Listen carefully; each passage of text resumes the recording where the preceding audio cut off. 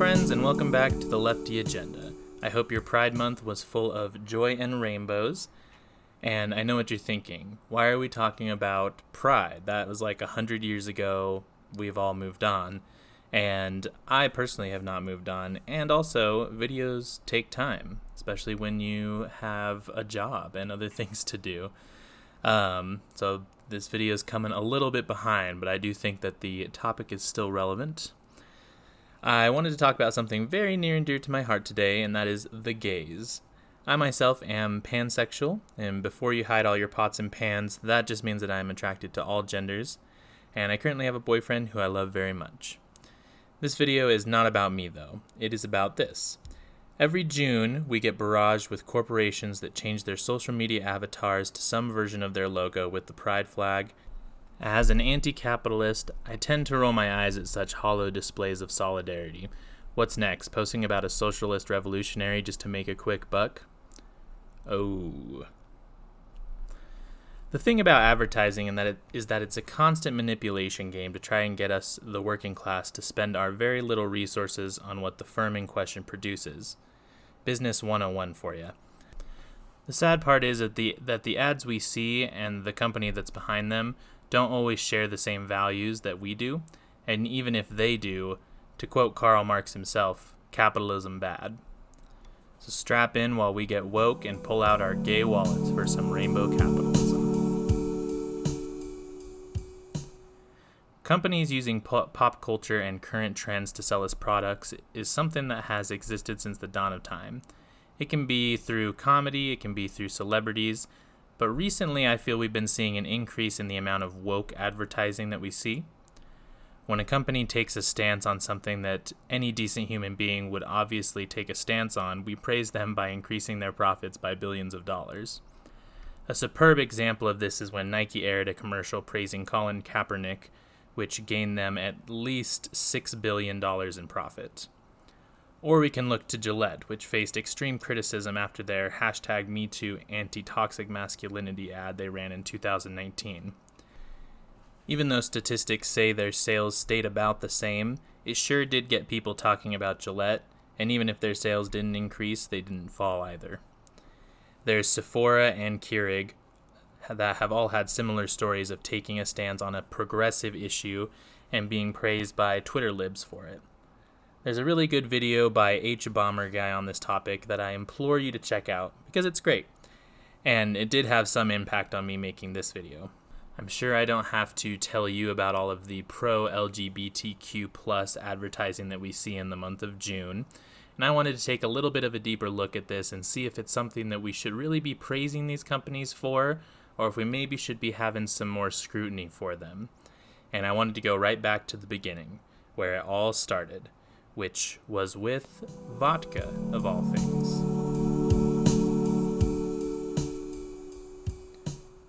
Well, that part was a little bit of a lie. Let me explain. June 28th, 1969, there was this little incident called the Stonewall Riots. A popular gay bar by the name Stonewall Inn was raided by police officers on June 29th. This sparked a series of riots throughout July 3rd and continued demonstrations throughout the entire year of 1969 through 1970 of the LGBTQ plus community fighting for their rights to exist and not be harassed or arrested by police. June 28th, 1970 was when we saw the first gay pride marches in New York, Chicago, Los Angeles, and San Francisco. Around the time of the event, and probably a little bit before here, we started to see some small advertisements pop up for gay-specific products and services. I couldn't really find much during this time period except for some ads for gay nightclubs and this one ad for cologne that specifically advertises to homosexual men, which as far as advertisements go is pretty standard and obviously hadn't gotten to the point where brands were wanting to cash in on the movement because they would most likely be met with an outrage by much of society. The times were changing, but keep in mind that this was only 20 or so years after the Lavender Scare. Blacklistings and the traditional Christian values of America still controlled a large portion of what was thought to be acceptable or not. In 1977, the coalition Save Our Children Incorporated burst onto the scene to oppose anti-discrimination ordinances in Miami. for gay people in areas of housing, employment, and public accommodation. It was publicly headed by Anita Bryant, who was a popular singer of the time, who stated the ordinance discriminated against her right to teach her children biblical morality. Because, gay people having a place to live and shelter will certainly corrupt the minds of the children. Following this, many other cities followed in Florida's footsteps: St. Paul, Minnesota, Wichita, Kansas, and Eugene, Oregon. It's a tired trope that gets worn out time and time again. The argument that accepting the gays will corrupt the minds of the innocent children and either turn them gay or put them in some kind of danger. And I hope I don't have to explain to anyone why that's just blatantly not true. Something I found quite funny was Anita Bryant saying, "Next we'll have to give rights to prostitutes," which she meant as a warning, but I think sounds like a pretty good time. I think the prostitutes deserve some rights too. The late 1970s onward, even to today, unfortunately, have seen many similar groups oppose the LGBTQ+ community in different ways. These groups include the Christian Broadcasting Network, Focus on the Family, Concerned Women for America, American Family Association, and our favorites, the Westboro Baptist Church. There was a really good podcast episode I listened to called Behind the Bastards, that's what the podcast is called, that did a very good episode on Focus on the Family. I would definitely suggest looking that up. As you can see, it wasn't until recently that companies and advertisers could even safely run ads supporting or even acknowledging the gay community. There was one advertiser, though, that stood out from the rest. An advertiser who knew their audience from the beginning. And that brings me back to the vodka. The first Absolut Vodka ad to run specifically targeted ads towards gay people was in 1981, where it ran ads for Absolut in the magazines The Advocate and After Dark. Not only was there a plethora of anti-LGBTQ activism going on at the time, but moving into the 80s, there was this thing that I'm sure you've heard about called AIDS that was ravaging the gay community. If it was risky for advertisers in the 70s to show any support for the LGBTQ+ community, now it was practically unheard of. Many people thought that AIDS was God's way of punishing gay people for even existing. Absolut really was standing alone with its advertising.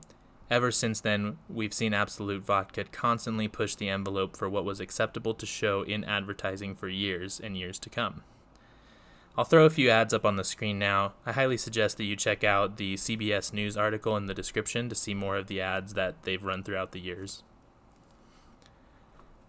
The main point is that Absolut understood something very early on that many other advertisers would come to know good and well. A gay dollar is still a dollar at the end of the day. Other companies would slowly start integrating LGBTQ+ markets into their advertising. Demographics such as Ikea in 1994, a commercial was aired by Ikea depicting a gay couple who are looking to buy a new kitchen table.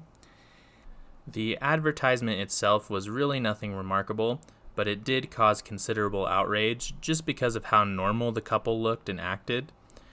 They were shown to be just a normal-ass couple trying to decide whether they wanted this new kitchen table or not. A lot of people at the time didn't realize gay couples could behave like heterosexual couples and did not like the sight of it. Even if the gays weren't being blacklisted from their jobs, a good majority of the country still didn't like seeing them take such a prominent spot in the media. In the mid to late 90s, Subaru ran an ad campaign directed at lesbians that actually saved the company when competing with automobile giants like Nissan and Toyota. "It's not a choice, it's the way we're built," was the ad campaign, and was an obvious nod to the lesbian owners of Subarus. It's a little hard to track back if Subaru was the one who sought out the lesbian community for the advertising, or if it was just something they leaned into. But either way, it increased their sales, and some argue it saved their company from going bankrupt. The story from there is about what you would expect. More and more companies began running pro-LGBTQ ads as American society shifted its views on the community, leading us to where we are today, with nearly every large company posting a rainbow profile picture on social media. Fortunately, the groups who oftentimes boycotted and protested against companies have slowly downed in recent decades, probably because it's hard to boycott every single company with a Twitter account.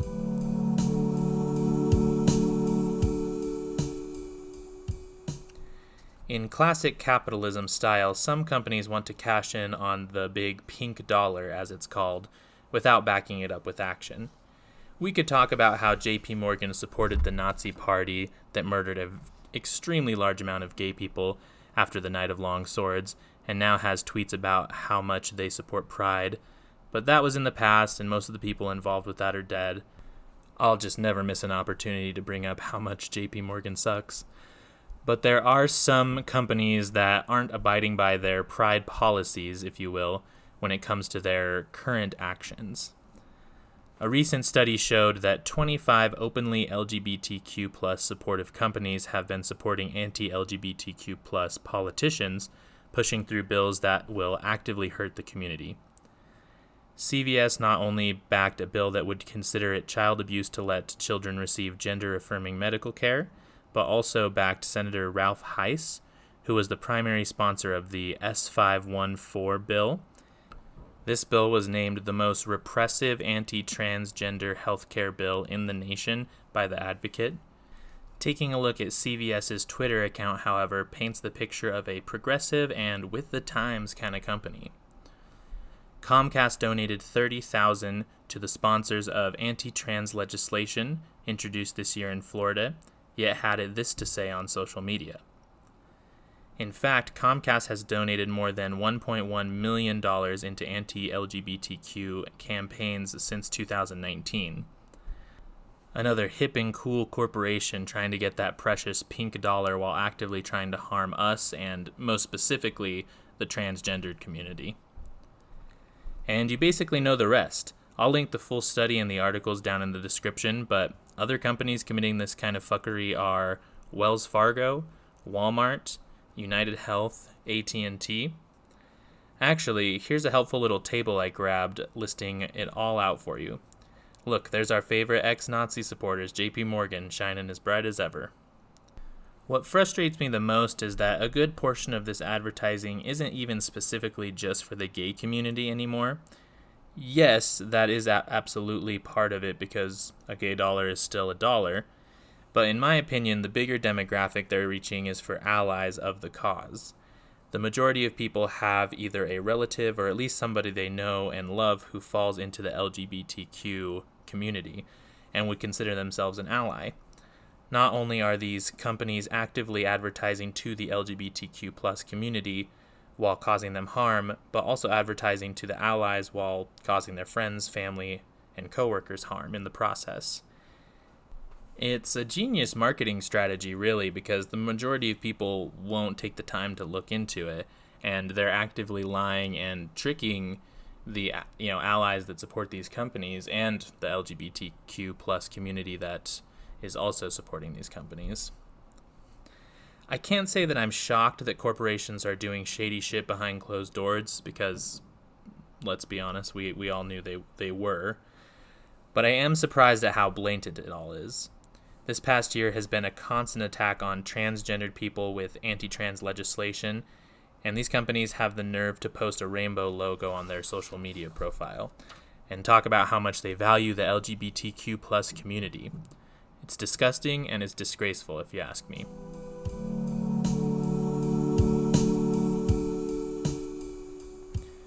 I hear a lot of people with really good intentions say things like, at least corporations will do what's right when the public opinion changes.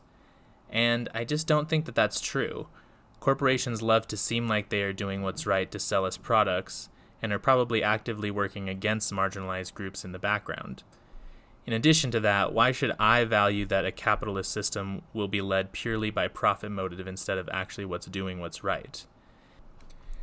If the only incentive for a company to take a stand on a social issue is because it will make them more money and they'll get more profit, then they haven't really taken a moral stance at all.